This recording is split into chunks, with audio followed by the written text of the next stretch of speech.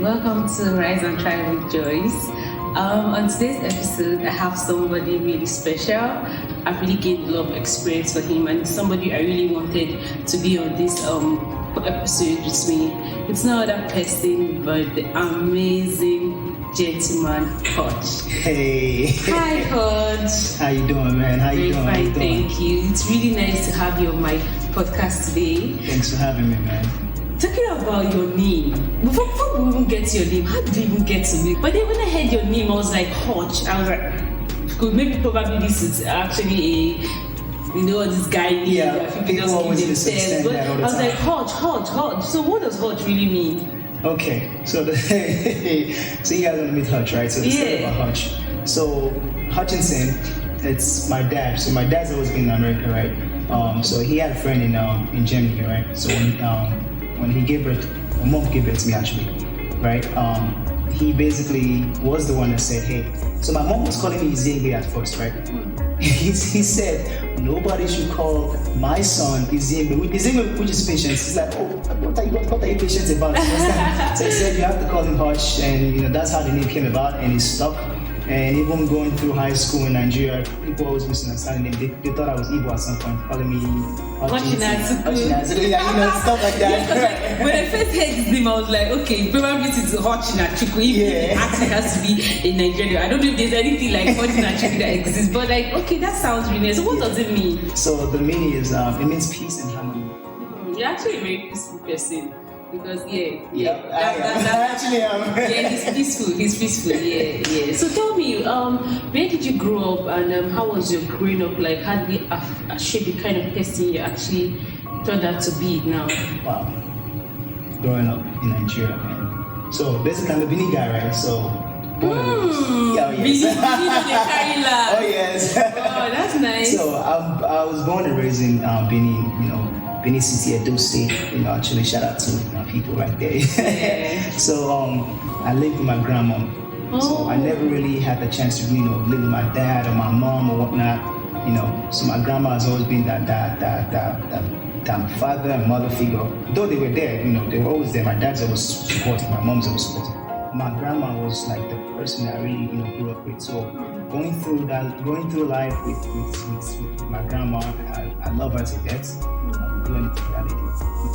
Wow, that's really nice. That's really, because talking about growing up with your grandmother, I can relate with what you're saying, because grandparents, especially we millennials, oh my God, they wouldn't let you rest. They're like, oh, have you done this? Oh, have you done that? Oh, have you done this job? Yeah. Oh, but growing up with your grandmother really helps you become very disciplined, and then you begin to think like old people. When you grow up, you begin to. They say you have the old mind. Yes, don't become mature. That's really good. I'm really glad that your grandma was responsible enough to have taken that place where your parents were around. So how did it really affect you not having to have your mom or your dad? Did you at some time? I know there would have times when you had some downtime, because a lot of people now with the whole Japa thing, they migrate and they have to leave their kids behind. So how did that really affect you as a person? So per se, right? My dad wasn't.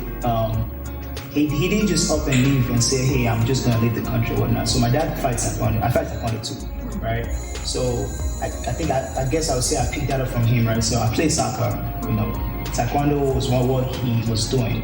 And then when he came to America to fight the tournament, and he won the gold medal for Nigeria. But of course, you're already in this country already. What are you going back to do? So his coach was actually the one that told him, hey, listen, you're already in this country already. There's no going back to Nigeria, So that was how, my dad, left Nigeria and migrated to America. But then my mom was always a business lady. She's always traveling around the country. So I would say I didn't really miss them that much, because guess what? Everything I needed and wanted, they provided for me. So I was that type that, I always had everything, But then again, I have my uncles there that, they will discipline you if you do nonsense like this. So you already know how it is. Yeah, of course, it would be nice to have your father and mother, but I think I had that free will, which I needed. And then I had that discipline that I needed also. So I think that was what shaped me up also. But then you say, okay, you growing up with your grandmother, he will spoil you and give you everything you want. But that's what people think. It's not always like that. So it was not always like that, because then you have your uncles right there, and then you have your aunties that will say, listen, if you don't do this, they will literally bust your behind. So my family, right, is a big family. So we have that family oriented background where everybody's like your father, everybody's like your mother. They play that role for you, so you won't really have that time to miss it. So I think something you said there that is really important is the fact that you had a very good family background, because a lot of people want to migrate, a lot of people want to move, and then you think, when they think about, who will I leave my kids for, because they don't have that closure in their family. But to think that even when your parents were not there, you can still really talk about your aunties and your uncles are being supported. I think that's a very great thing, and I hope listeners can also see the importance of family. Family really plays a big role in one's life purpose and journey. So check this out, right? So the first time, I used to go out with this girl back in the day, right? When I just got to this country, right? So the first time I actually heard they say, I'm gonna go drop my kids with my mom, right? And then she said something like, I have to pay my mom to watch my kid. I'm like, what? You pay your mom to watch your kid? I'm like, that's really this country. Yeah, that's true. I'm like, you pay your mom to watch your kids? He's like, you pay them. African parents. I'm like, African parents, they would do for free. Like, you don't allow them to take care of that child. So I was actually shocked and saying, like, do you do it for free? But over here, that I understand, everybody over here, you want to work, you want to make money, but back then, people back in Nigeria, we are still working and making money, but then we still have that, say, okay, bring your kids to me.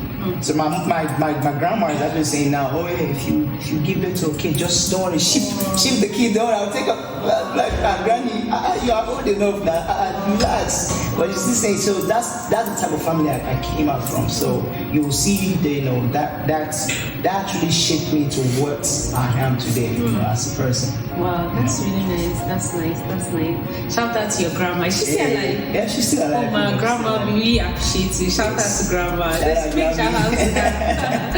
Yeah, that's interesting. So what do you do currently on your job? Right now I'm a cloud engineer, cloud security engineer. I'm more of the security guy, Okay. I wasn't always that though. So, really? Oh yeah, no. Wow, that's interesting. So when I got to this country, right, I started with retail, working at a retail store. Not gonna mention the name of the stores, but started doing retail. I worked at FedEx as a driver.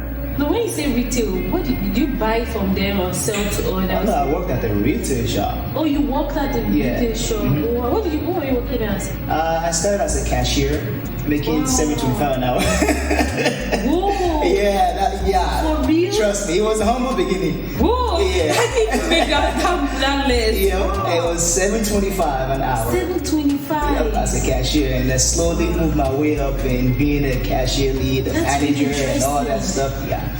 Yep. So from retail, how did you progress? How did you get to be? Because retail cloud.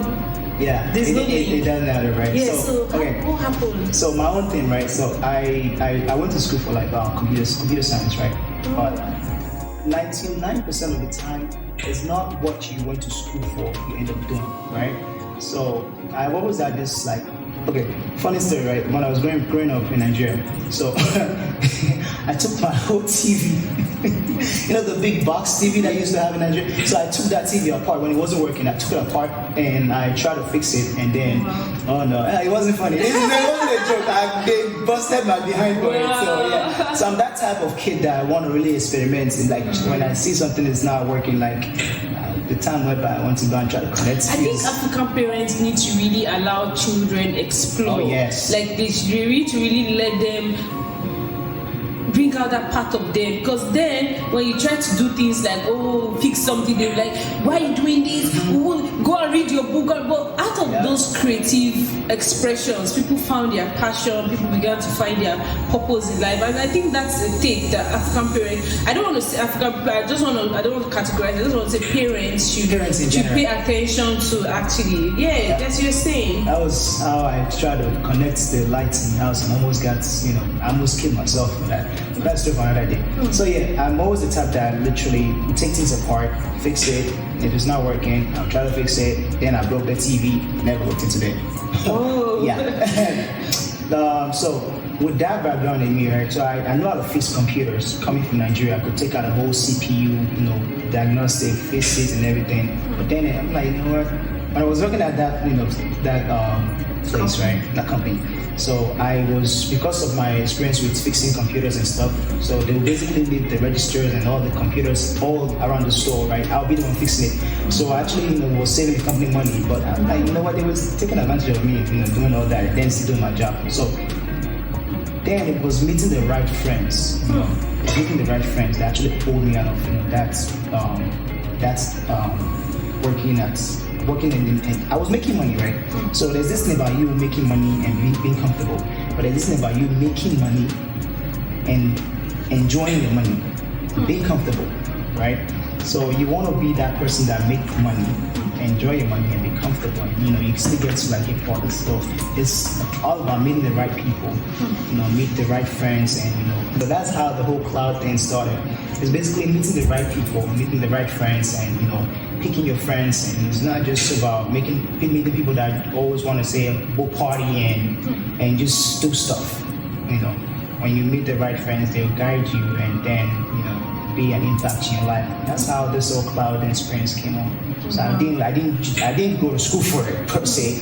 I just watched videos, do experiments and build stuff, break stuff, run different codes and all that stuff, and that's where I am today.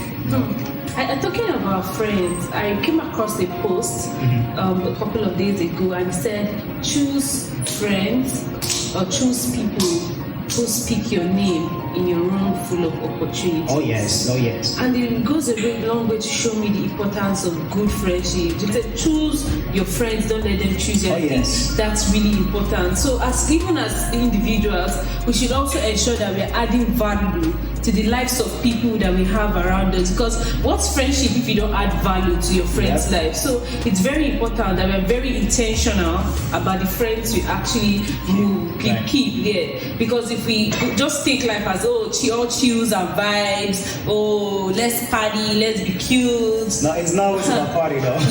Let's look cute, we are beauty babes, and then at the end of the day we are empty. Right. There's nothing anybody, no value any other person's adding to anybody. So you end up seeing that you're just drenching, but you don't get to realize that in time. It now takes you meeting people that actually spark up and make you realize that, okay, wow, I don't think this friendship I'm in is adding value. Right. And it should go both ways though, right? It should go both ways, right? Not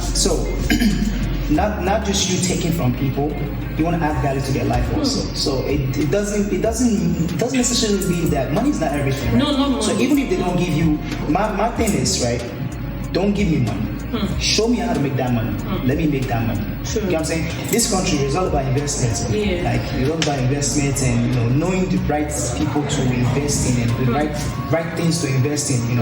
That's just what it is. Just that friends is always always very, very, very important. And meeting the right people also from jump. True. Right. Like that's really one of the things that I really realized, that when you have good friends, it becomes like a chain. Right. Yeah, they get to introduce you to opportunities, and you too, you want to improve yourself and add value. Yeah. So you are able to add value to those friendships, because at the end of the day, if you're not adding value to them, they don't say need to want to have you around, because you shouldn't be, like you said, it shouldn't be parasitic. It should be a mutual relationship. Exactly. You are adding value, they're adding value to your life, and then everyone is moving forward. I like that you spoke about, I really like that you said about your friend, that he's not someone who's going to give you money. So I want people to understand that you might not always have friends that will give you money. Right. There are friends that will give you advice. I know a particular girl, when she sits me down and advises me, see, it seems that I leave her house feeling like I won $1 million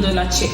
Right. she hasn't given me anything before. More than gold, more than money. But when she gives me advice, it's like the advice I usually say like the counsel of Ahithophel. When she counsels me, just like the counsel of Ahithophel. So it's very important that sometimes we shouldn't be driven by money. Our friendship shouldn't be driven by money, but we should be driven by values. What value does this person add? Value addition. Right. And you as an individual, you should work on improving yourself and adding value to your friends too. So your friends are not helping you lift you up, and then you are going higher, and then they can't get anything from you. We're not talking about physically buying gifts or so, but you are not. There's not place a vacuum you feel in their life. No, you should really check that relationship and check yourself also. And if we're going to really refer it back to the Bible, you know the guy that was actually bedridden. Even if Jesus Christ was there for a miracle, he needed his friends to actually take him. You see, for a friend to have taken you, you know what it is for you to climb over a roof and then break the roof and then drop the person down? Yeah. It takes a lot. It takes a lot to do that for a friend. It takes a lot. And it gets to show you that guy must have been somebody valuable in their lives. Yeah. Because if you look at Job had friends, but his friends were always so sad, always talking. They were people trying, at times, sometimes they're trying to encourage them, but they weren't all that pushy. But if you come to look at this guy's friends, like, my guy, you must receive healing today. Whether you like it or whether we break this rule. Like if I'm winning, you have to win. You died here, you go enter this place. Yeah. Jesus Christ must know, say our friend, don't come and you must get healing. Yeah. So that was really opened my eyes to the importance of friendship. And I'm really glad that you have those kind of people in your life that really pushed you. And there was something I remember when we first spoke about this podcast, they said talk to me about sharing your first faith-based experience of migration. I wanted to ask you, so what was it like for you migrating? Having to move from Nigeria here. So what was your faith-based experience? God is still good, I mean. He never fails, right? Yeah. Okay, so yeah, that's true. So God has always been good to me. Right, he's always been good. You know, I'll just put it like this. Do you know that? So my dad was one that brought me to this country. Right? Do you know that I went to the embassy like almost 10 times like this? Ooh. Oh yes. Whoa. They couldn't say no. They couldn't decline it, but it was just the fact that because it was my dad. Of course they're gonna grant it, but I went through hell. Just trying to get that visa, just trying to leave that country. Wow. It was a whole lot. What made it that difficult? Oh yeah, you're in Nigeria now. You have a lot of Western nonsense, but guess what though? Back to your question, right? So I was at this church, right, and the pastor was basically saying, just sow a seed of faith and whatnot. But back in the day now, sow a seed of faith, like this pastor don't come in. You want to come and chop somebody's money. But guess what? I believe, stepped up, right? I did what I had to do. After trying to get this visa before, like almost 10 times, couldn't get it, right? After that seed of faith that I dropped, when I went there for the next interview, they didn't even ask me no question. They just because at that point they already got everything they needed already. They were just try. I don't know. They were just trying to say, okay, do you really know who you are going to go meet? And after DNA test is there, you want to go and meet your dad? Okay, cool. I just went there. They only just asked me one question. Hey, where are you going? Where am I going? I'm going to America like this. That was the only question she asked me, and I'm like, what? That's it? She's like, yeah, that's it. You're gonna go. So this was after like going. This is true life. This is after going like 10 times. Wow. Couldn't get this. But after that, so I went back. I came outside. I was frowning my face. My mom was like, they don't decline me again. Yeah. But then I screamed out that no, I gotta do it. So that alone, right? So if you want to tell me that God doesn't exist, that alone, because there are certain times where like I've walked 10 miles, literally, not even joking. Whoa. 10 miles just to come from, because I was going to school, I was working, and I was, my job was like almost 10 miles from my house where I used to live, right? So it was one time, right, there was no bus. Wow. If you live in New York, Queens. Wow. Queens is not a place you just start walking anyhow. So it was like around 12 a.m. in the morning. There was no bus. The bus was done, I walked 10 miles, Jeez. And that was one experience that after then I said, you know what, yeah, so we gotta get a car. And that was how it started, you know. So I'll say it's always been God, you know. God has always been there for me, and, you know, just guiding me, you know, sending the right people to help me at the right time, you know. And that's just right about it. Yeah. Talking about God, I really love what you said. Like, you took that step of faith to actually come out and sow that seed, and that kind of like, even if it was your dad who was inviting you, there were still obstacles. And when you sow that seed, I don't think a lot of people would say, "Oh, all these things are washed." Yeah. God stepped in. I'll just share a bit of my story. A couple of days before she passed on, she said, "I'm leaving this world, and I don't have so much to give to you, but I give you Jesus, because when I give you Jesus, I know I've given you everything." That really, it didn't mean anything to me at that point in time. And then after she passed on, it just looked like my whole world was dark. There was no dream, there was no ambition, everything died. I just wanted to just live and just let life go. But something happened. My pastor was someone who was, he had taken the place of a father. So he began to encourage me and tell me that, no, God can still make something out of your life. Just be in the place of service, and God will find you there. So I started to serve God. I was in the unit, ushering unit in my church, and just serving God like I would do, like, okay, serve. And then that statement my mother made always come to mind. So when I give you Jesus, I have given you everything. And something happened. So one day, as an usher, people had gone, no ushers, so after everybody had gone, you arrange chair and everything. When two of us left, that's the head usher and I.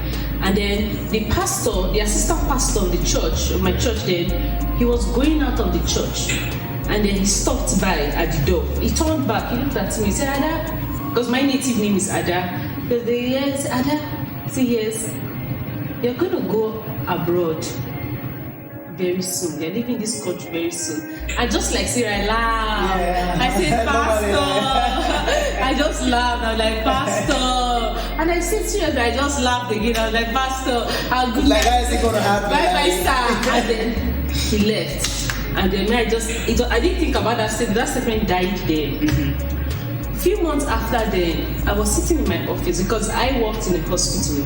And then there was this Instagram page. People, when I looked up on Instagram, I saw an Instagram page where they had network engineers, like network engineers that joined the group for network engineers. And what they were doing, they were profiling people that week. So what you do is that you send in your pictures, and then you write like, "Oh, this person is this from so country." It was a worldwide stuff. So country. This person does this and works here. So I was looking at it and I saw that they always feature people from different countries and all, and I hadn't been featured, and I'm not seeing any Nigerian pictures. So I was like, okay, let me send in my picture and my bio. I checked my Instagram like 3 days. I had like 30 messages in my Instagram. I was like, what's going on here? Like, what's happening? 30 messages. Like, I just joined Instagram like barely 2 months. So what happened when he came? When I checked my messages, I saw his name. I'm going to have him one of these days on my podcast, and she's going to share it so that you guys will see that. Yeah. So I looked through my messages and I saw this person. I was like, I was just going through. Some people were like, "Oh, fine girl. Oh, cute girl. Oh," I was like, And then I saw this particular message. I was like, "Wow, you're so intelligent. You're a Nigerian, a girl, you're doing network engineering." At that moment, I didn't know that was God. I just logged out of that chat. So he sent the message again. I said, "Hi, you have not answered my question." That's God knocking. I was shocked, and I don't want to be so long on the story. And then I messaged him. I was like, "Yeah, I want to go, come here." He said, "Okay, no problem. Apply to my school." And he was like, "Don't worry, you will come." Just like that. Just like that. Wow. So I'm going to go into detail. And you know the funny thing? This guy helped me come here. I came here. I have never seen him in my life. The first time I saw him was 4 years after. Wow. I came here in 2019.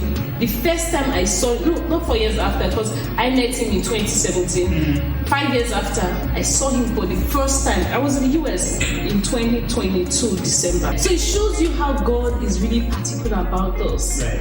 And prior to that time, so what it really came as a second confirmation. So I told you, right, like I have my pastor is my father. And so one day, so after we had finished praying and rounded up prayers, and he was like, we're going, he was like, Ada, stand there. There's an angel standing beside you, holding a visa.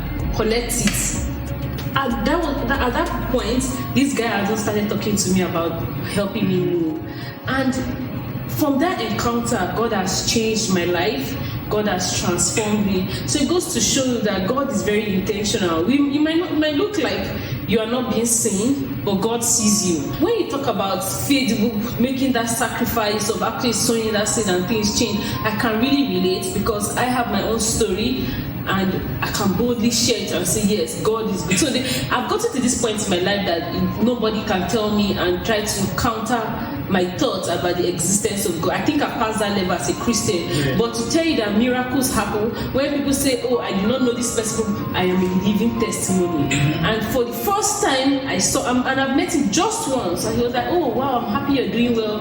I'm happy you made me proud, because when I got to school, I made sure that I had to come out tops. And I left that school with a legacy. If you go back to my school today, there are a lot of trophies I've had from there, and it shows you how God is very intentional about our lives. And really thank you for sharing that story, and I hope it gets to inspire somebody that even as you put in action, there's a place of God's favor, there's a place of faith, and there's a place of service. Thank you so much, Coach, for that.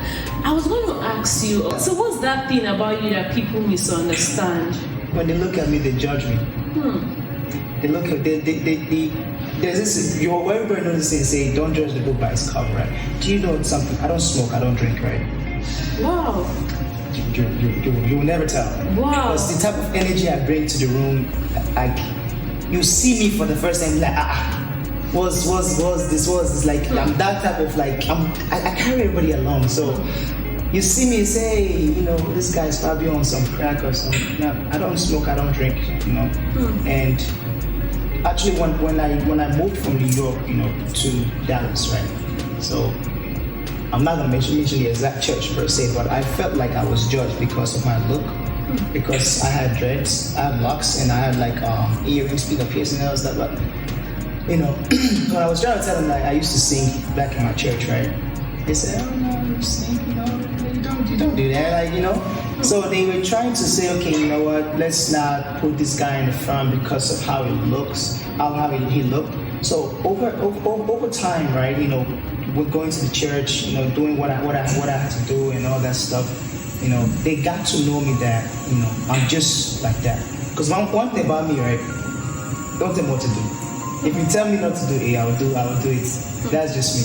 So you judge me because I have locks and stuff. That doesn't mean I'm not a Christian. Yes, I'm not gonna dispute the fact that, you know, we are supposed to like when people see you, they see Christ in you. Because I'm not gonna dispute the fact we're on it. You understand?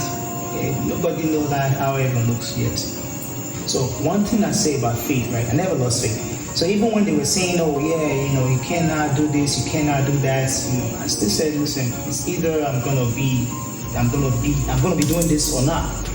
I cannot just. I made a covenant with God, right, back in Nigeria before I came over here. You know, say wherever I am, whatever I do, I will still serve you no matter what. And even if you're judging me right now because of I have locks and I have platinum color in my hair, I'm not gonna let you tell me what to do. I'm not gonna let you be that person to tell me I cannot serve my God because you don't know me. Get to know me, you will know that I'm that person that you get to love. You know? So that's right about it. So yeah, I would say people will see me and then they'll judge me because I have locks or I have earrings or whatnot. But don't let that fool you. I'm a nice person. Yeah. So yeah, you know. Yeah, and that's really important. Talking about service, like growing up, and I really encourage parents to do that. Not just parents, individual people, to take that attribute. So my mom was a deaconess in one of the largest churches in Nigeria, and she was really very, very, very particular about our spiritual life. And then I'll be like, this woman, every time she will say, okay, memorize, tell me the scriptures, go and read this part, you must. So like I literally knew scriptures like it. So at that point, it felt like she was choking. She was choking on. But after her demise, a lot of things became clearer. So when the Bible says, say your word have I hidden in my heart that I may not sin against you, those things that she put in me, just unconsciously, when I want to make decisions, it begins to reflect on my mind. When I want to do something, I just begin to think, I wasn't raised in that way, and the Holy Spirit just helped me. When after my mom, it was really turbulent for me, and God took me to one scripture in the Bible, Psalm 22:30. He said, "A seed shall serve me, and I will count it for a generation." Can I say this? I didn't really know like you were this much of a Christian, right? Until like.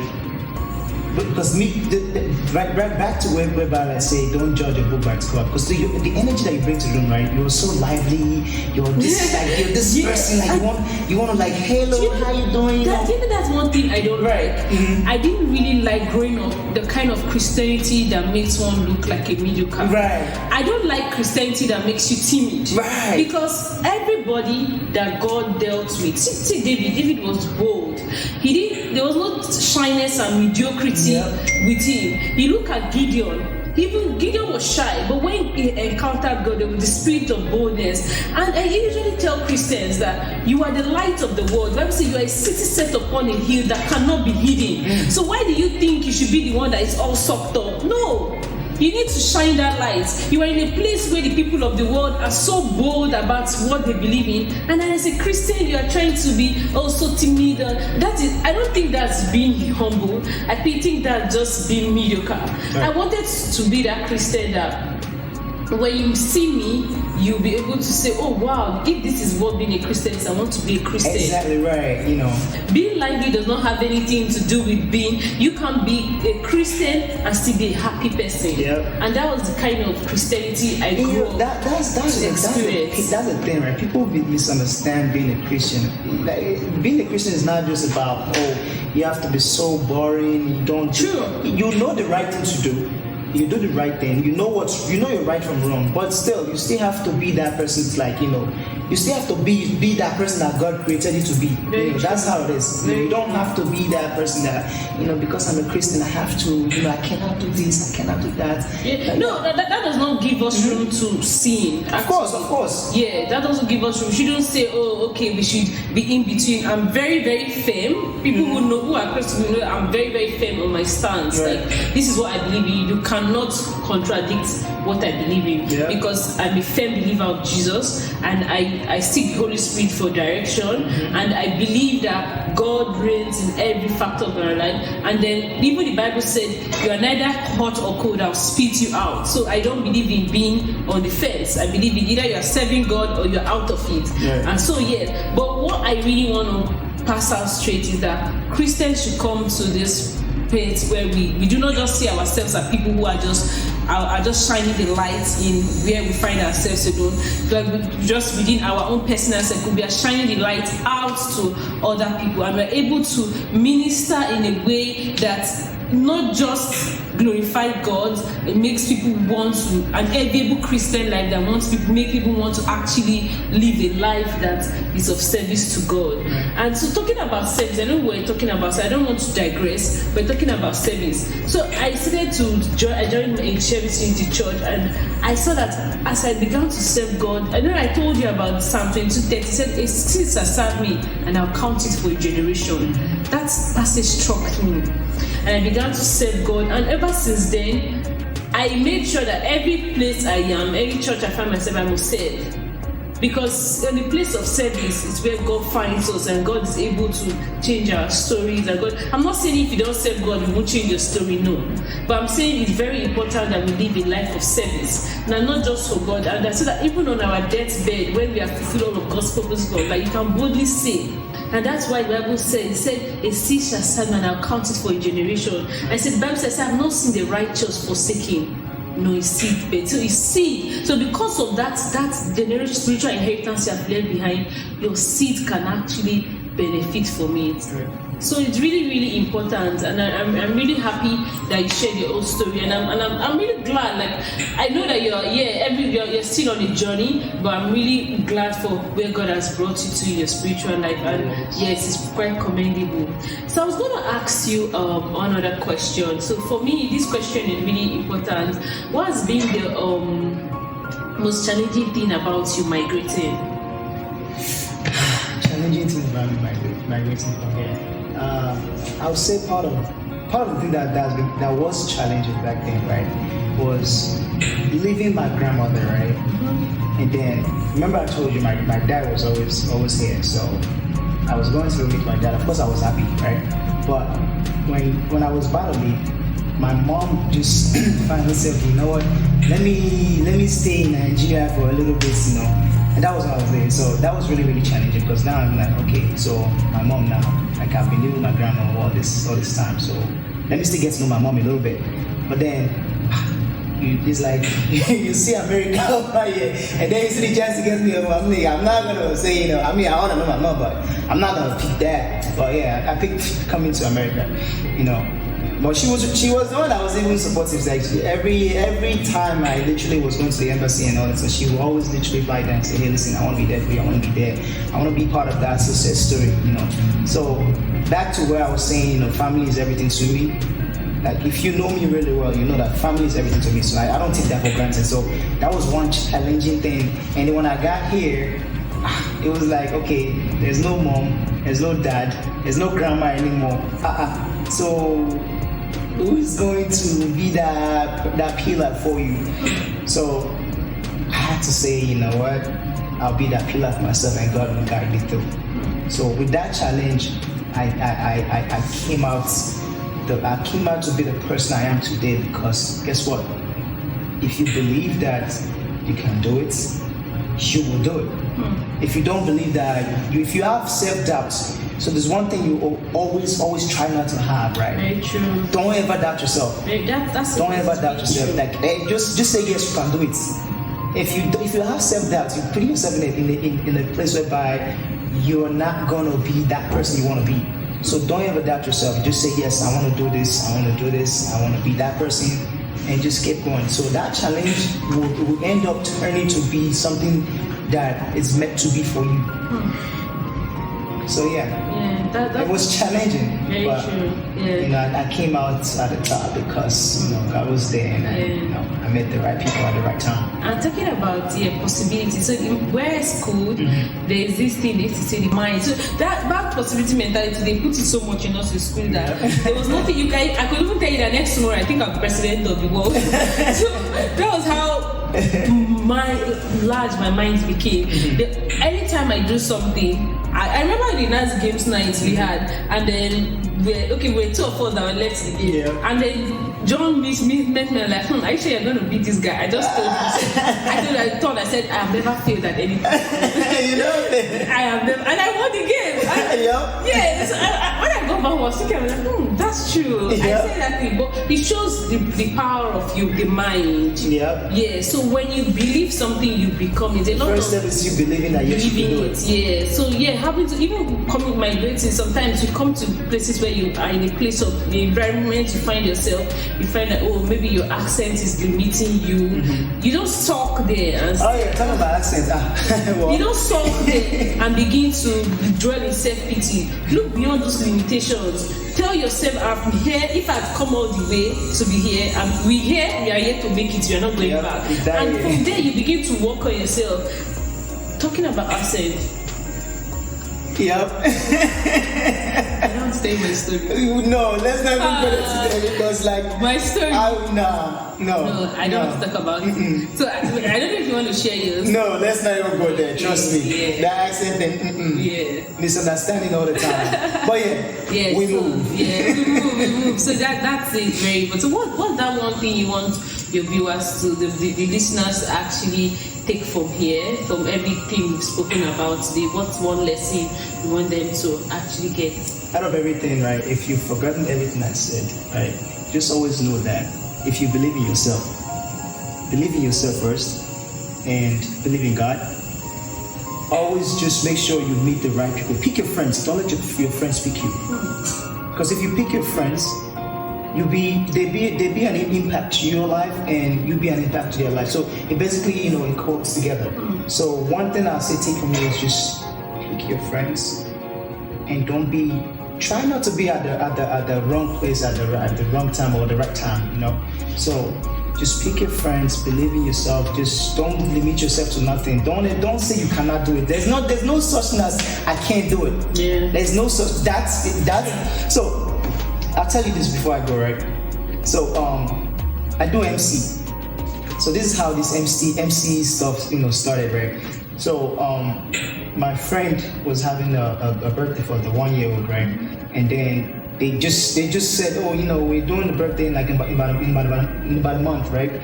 And they said, oh, you're gonna be the MC, and I MC me. The MC call. I was like, what was all this? So they said, we're not playing. So the wife called me again and said, we weren't joking and saying, hey, MC. I said, okay, no problem. And that was right about it. And I just said, yes, I could do it. I wasn't expecting for me to say, okay, I'm gonna fail or whatnot. So I improvise a lot, and I just say, yes, I'm gonna do it. And here we are. But now today, people call me and say, hey, do you want to be an MC in my events or whatnot, this and that. That's how the MC started. I didn't, watch any. And you're one of the most. Oh yeah. Yes, I would say that he's one of the best MCs. Because he's a big hot cake here. Oh yeah. So yeah, that's how it started. So don't doubt yourself. Don't see yourself. Don't bring yourself to that place whereby you say, okay, you can't do it or whatnot. Just say you can do it.